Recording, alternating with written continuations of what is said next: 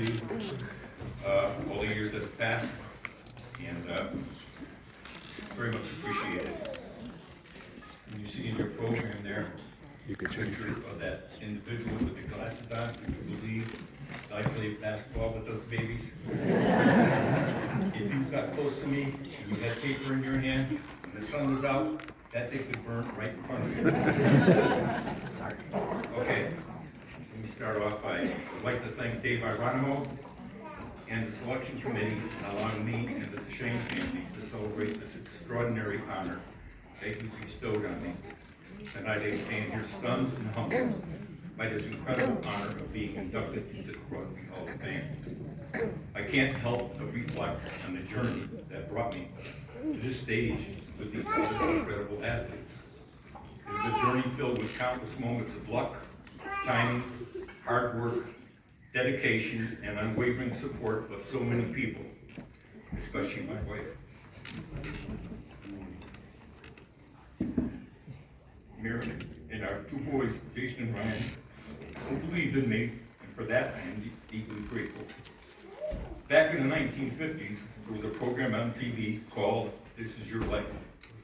I would like to share a little of my life with you because this is probably my last hurrah at 85 years old. My mom, dad, and I were born in Fort Kent. My dad only had a 6th grade education. My mom, first year high school.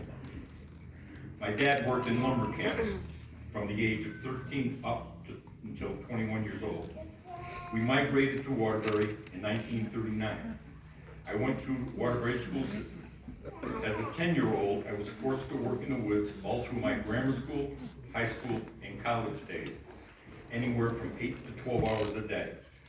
I picked up a valuable work ethic, which enabled me to develop my speed, strength, stamina, endurance, and perseverance.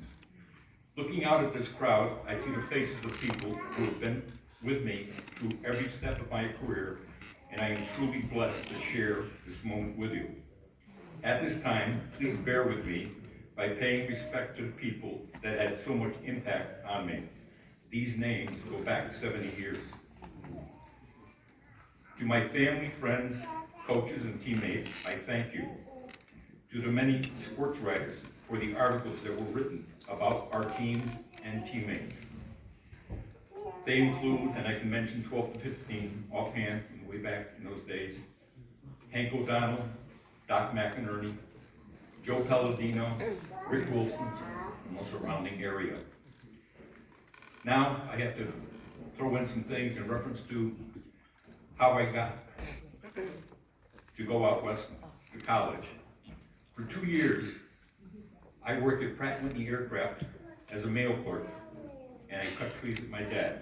My father had no indication of me to even think about going to school. Money was an issue. I started barnstorming with a couple of teams in the area, and Jack Delaney, a teacher and a coach, saw me play and said, "You've gotten a lot better playing with these older guys in this league." So he said that I had possibilities going into the next level.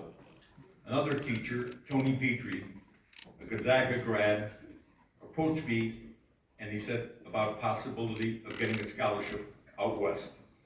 He called the coach, Hank Anderson, and he in turn called me, and that's how I ended up in Spokane, Washington, many years ago, 16 years before John Stockton became a star.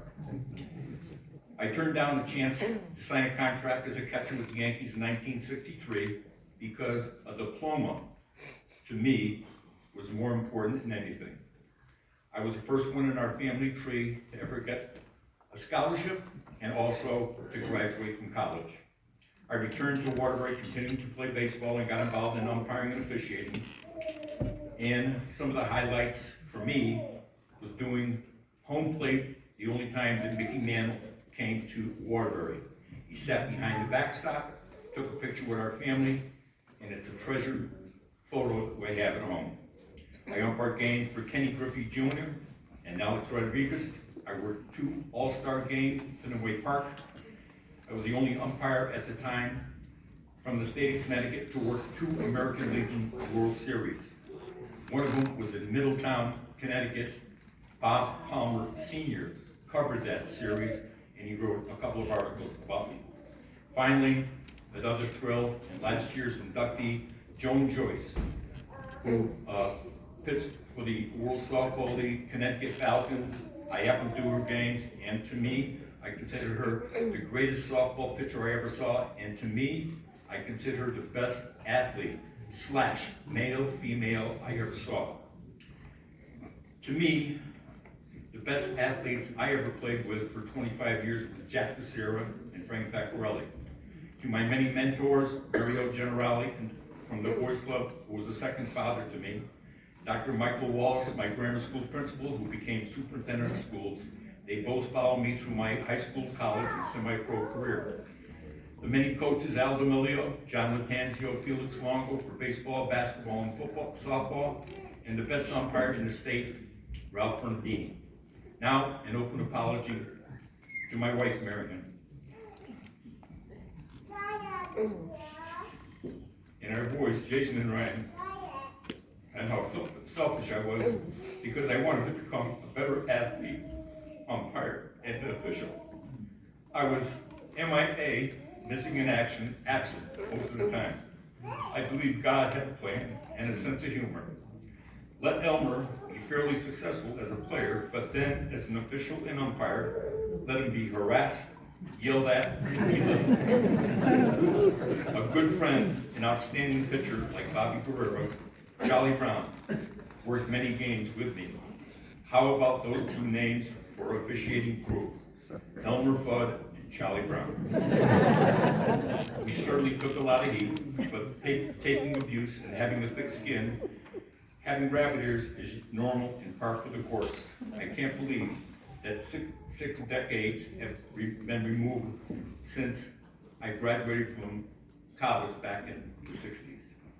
Now to the person I owe much of my success, my wife Marion. She has been my biggest cheerleader, supporter, and fan. And we are celebrating our 60th wedding anniversary in July.